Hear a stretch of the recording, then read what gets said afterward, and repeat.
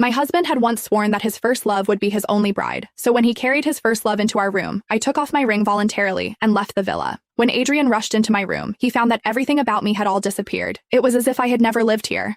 Esmeralda left last night when you went upstairs, Beta Ray said lazily, leaning against the doorframe. Upon hearing this, Adrian's face showed confusion for the first time. Although he didn't ask where I had gone, I knew the question lingered in his mind. Knowing I had no relatives or friends and nowhere to stay, his suspicion deepened. Why do you look so shocked? Shouldn't you be celebrating her departure? Ray's voice was chilling. Adrian, however, remained silent, turning and rushing downstairs like a madman, hysterically yelling at the servants.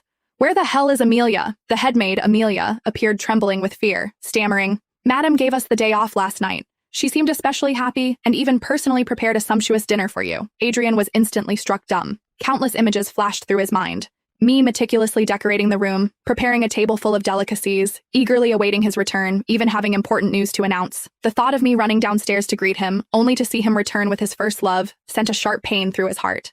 Later that evening, Adrian had an appointment with Dr. Liz, a medical expert with whom he had a close relationship. His first love, Diane, sat upright in the examination room, her hands protecting her lower abdomen. The air in the room was suffocatingly oppressive. Liz's cold gaze lingered briefly on Diane before turning coldly to Adrian. Come back for a follow-up appointment next Monday, she said indifferently after the examination. Next Monday? Diane questioned sharply. Isn't this a bit too frequent? Liz's lips curled into a mocking smile. Then you might as well let the baby die in the womb. Enough, Adrian snapped. No matter what your relationship with that woman is, you're not allowed to curse my partner like that.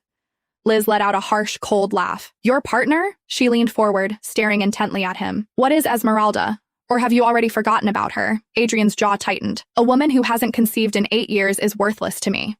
Liz's brow furrowed instantly. She asked incredulously, I really don't understand. Didn't she tell you? Tell you what? Adrian looked puzzled. Even Diane cast a curious glance his way. Liz grabbed a file from the table and threw it at him. Adrian trembled as he opened it. It read, Late pregnancy, twins. He froze instantly. Liz stared at him, her tone full of disdain. She wanted to surprise you that day, but you didn't even give her a chance to speak, did you? Diane turned deathly pale. She must be lying, she cried out in a panic. You absolutely can't believe her lies. Adrian glared at her as a warning, his mind a complete blank. Why didn't I notice anything? Why didn't she mention it? He walked out of the clinic in a daze, clutching the file tightly in his hand. 5 years have passed in the blink of an eye. I've become the CEO of a tech giant, raising 2 children alone. Liz mentioned that Adrian eventually married Diane, and they have a daughter, who is the same age as my twins. It's another ordinary day. I have a lunch appointment with a billionaire. I casually straightened my bespoke suit, touched up my makeup in the mirror, and confidently strode into the restaurant in my heels. While waiting, a sudden voice behind me sent a chill down my spine. Esmeralda, the deep voice rang out, familiar.